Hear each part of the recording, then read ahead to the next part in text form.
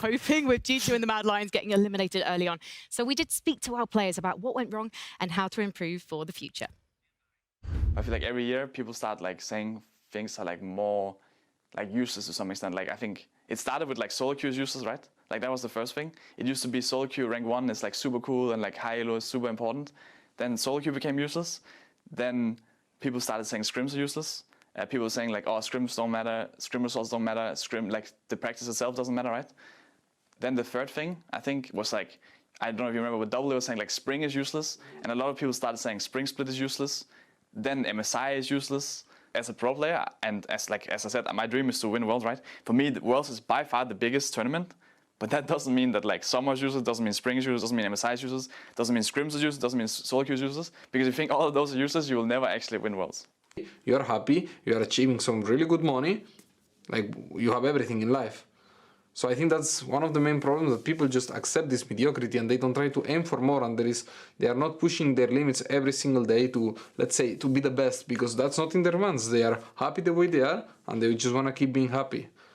Because aiming to be the best means you're not going to be that happy when you have to work after a loss, when you have to, after you get 0-6 in scrim, you have to rebuild these scrims and you have to try to get the most out of all of these games, when you have to go through many rough situations with your teammates. But yeah, you have to confront all of these situations that you only confront if you want to make your team the best. If you are fine with what you're doing, you don't need to confront it. You can just like let him go his way, you go your way, you're all both happy. So I would say that just people are not willing to go through this shit, because aiming to be the best, it has many good things, but it's also a bit of it's a pain. It's a big pain, and it's really hard.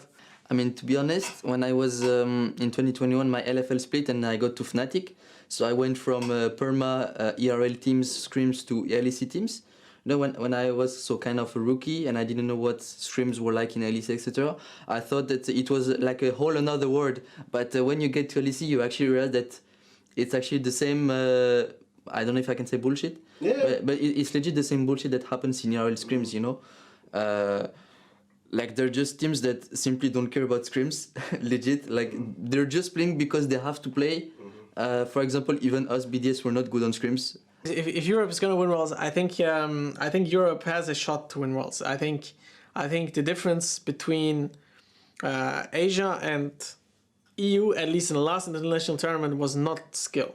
I think skill was definitely not the issue. Like, we were even outplaying them, you know. And I think the biggest difference was how they were moving around the map. And I think that, again, comes through discipline, through really understanding how the game works. And I think what we need as a whole region is to take the practice way more serious. There's so much to unpack there. I mean,